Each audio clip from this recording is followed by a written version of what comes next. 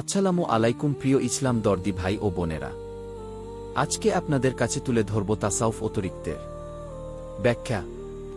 সাধারণত তাসাউফ ও তরিকতকে অভিন্ন দেখা হয়।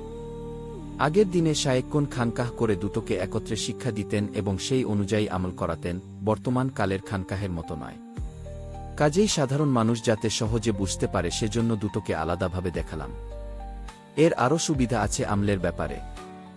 আগের দিনে খানকাহ প্রস্তুত করে শায়েখের তত্ত্বাবধানে তার সাহচর্যে রেখে মুরিদগণকে দুটো বিষয় একত্রে শিক্ষা দিতেন।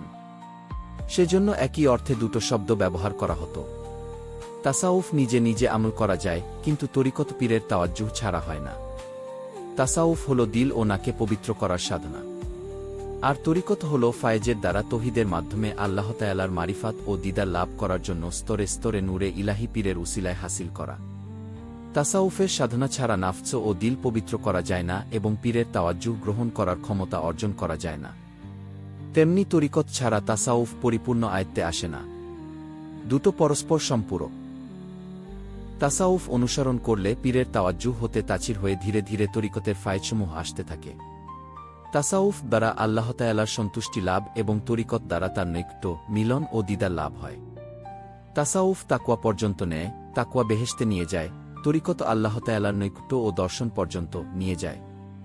আল্লাহ তাআলার সন্তুষ্টি লাভের একমাত্র উপায় হল আচার আচরণে, স্বভাব চরিত্রে, অন্তর ও শরীর দ্বারা আল্লাহ তাআলাকে পাওয়ার আশায় রাসূলুল্লাহ সাল্লাল্লাহু আলাইহি ওয়াসাল্লাম কে অনুসরণ করা।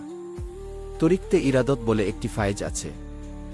ইরাদত হল মানুষের ভালোমন্দ যে সব কাজ করার অভ্যাস হয়ে যায় তা পরিত্যাগ করে আল্লাহ তাআলার আদেশ নিষেধে নিজেকে নিমগ্ন করে রাসূলুল্লাহ সাল্লাল্লাহু আলাইহি ওয়াসাল্লাম এর অনুকরণে চরিত্র গঠন। এই চরিত্র গঠনের জন্য শায়েখের ইরাদায় নিজের ইরাদা বা ইচ্ছা তথা নিজকে বিলীন করে রাসূলুল্লাহ সাল্লাল্লাহু আলাইহি ওয়াসাল্লাম এর ইচ্ছাতে নিজের ইচ্ছাকে বিলীন করতে হয়। সবশেষে আল্লাহ তাআলার ইচ্ছাতে নিজকে ফানা করতে হয়, যা কোরআন ও সুন্নাহ হতে বলা হয়েছে। তরিকতের এই ইরাদতকেই তাসাউফ বলা হয়। তরিকতে ইরাদত ছাড়াও আরও বহু কিছু আছে। এজন্য অসৎ চরিত্রকে সৎ চরিত্রে, অসৎ স্বভাবকে সৎ স্বভাবে পরিণত করার জন্য আল্লাহ তাআলার পথের যাত্রীকে যে সাধনা করতে হয় তাকে বলা হয় তাসাউফ। এজন্য নাফস বা পশু প্রবৃত্তির সংগ্রামে লিপ্ত হতে হয়। বিরামহীন সে সংগ্রাম নিজ প্রবৃত্তির বিরুদ্ধে করতে হয়। নাফসের বিরুদ্ধে এ লড়াইকে তাসাউফ বলা হয়। এ লড়াই বা জিহাদের কথা রাসূলুল্লাহ সাল্লাল্লাহু আলাইহি ওয়াসাল্লাম বলে গেছেন। কিভাবে করতে হবে আল্লাহ তাআলা ও তার রাসূল সাল্লাল্লাহু আলাইহি ওয়াসাল্লাম সবকিছু কোরআন ও সুন্নাহতে বলেছেন। নিজের অসৎ স্বভাবের বিরুদ্ধে এ লড়াইয়ে কতগুলো হাতিয়ারের কথা রাসূলুল্লাহ বলে গেছেন।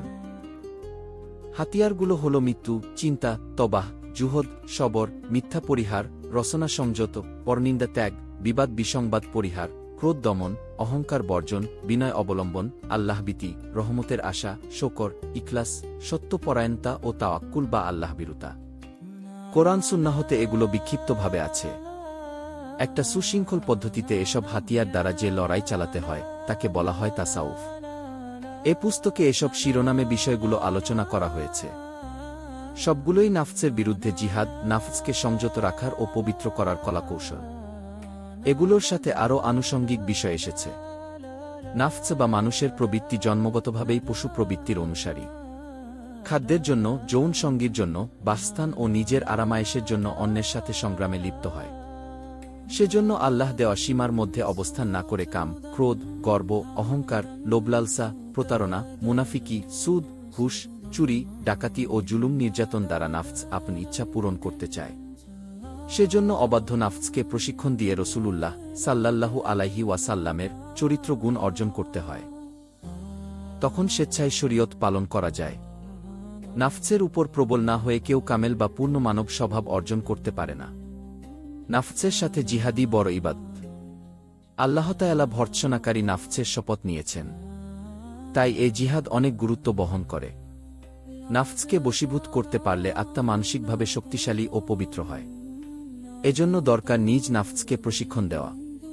প্রশিক্ষণ চালাতে হবে রাসূলুল্লাহ সাল্লাল্লাহু আলাইহি ওয়াসাল্লাম এর স্বভাব চরিত্রের ছাঁচে ফেলে তার অনুকরণ দ্বারা তিনি স্বাভাবিক মানব ধর্মে পুরোপুরি বহাল ছিলেন। রাসূলুল্লাহ সাল্লাল্লাহু আলাইহি ওয়াসাল্লাম এর সুন্নতের পায়রবি করে তার অনুকরণে চরিত্র গঠন করতে হবে। এভাবে দুনিয়ার লাভ লোকসানের পরোয়া না করে বেপরোয়াভাব আল্লাহর প্রতি নির্ভরশীল হয়ে তার গুণরাজি অর্জন করতে হবে। নাফসকে পবিত্র করার প্রশিক্ষণের এ সাধনার নামই তাসাউফ। নাফসের বিরুদ্ধে জিহাদ পরিচালনার দ্বারা যদি স্বভাব চরিত্র পরিবর্তন করা না যেত, তবে রাসূলুল্লাহ সাল্লাল্লাহু আলাইহি ওয়াসাল্লাম এ নির্দেশ দিতেন না যে কি তোমরা তোমাদের স্বভাবকে সুন্দর করো। আলেমরা ওয়াজ নসিহত করতেন না, শিক্ষা দিতেন না। কোরআনে আল্লাহ তাআলা আদেশ নিষেধ করতেন না। অসম্ভব হলে আল্লাহ তাআলা ও তার রাসূল সাল্লাল্লাহু আলাইহি ওয়াসাল্লাম এ সম্বন্ধে বলতেন না। কুকুরকে প্রশিক্ষণ দিলে মনিবের হুকুম শুনে সামনে গোশত রাখলেও খায় না।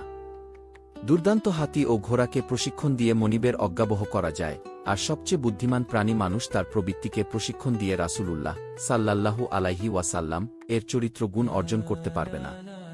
এটা অসম্ভব নয়, সম্ভবপর যদি ধৈর্য সহকারে একনিষ্ঠভাবে প্রশিক্ষণ দেওয়া যায়। যদিও সব রকম প্রশিক্ষণে বিরক্তিকর পরিশ্রম করতে হয়, বারবার পুনরাবৃত্তি করতে হয়। প্রশিক্ষিত হয়ে তা স্বভাবে পরিণত হলেই স্বস্তি ও শান্তি আসে, এর মজা উপলব্ধি করা যায়। এভাবে যখন আল্লাহ তাআলার স্বভাব এবং বান্দার স্বভাব এক হয়ে যায়, তখন বান্দা আল্লাহ তাআলার বন্ধু হয়। সম স্বভাব না থাকলে বিপরীতমুখী দুই স্বভাবের মধ্যে বন্ধুত্ব হতে পারে না। আল্লাহ হাফিজ বন্ধুরা। দয়া করে আমার চ্যানেলটাকে সাবস্ক্রাইব করবেন আর ভিডিওগুলো বেশি বেশি শেয়ার করে দিবেন যাতে অন্য মানুষরাও জ্ঞান অর্জন করতে পারে।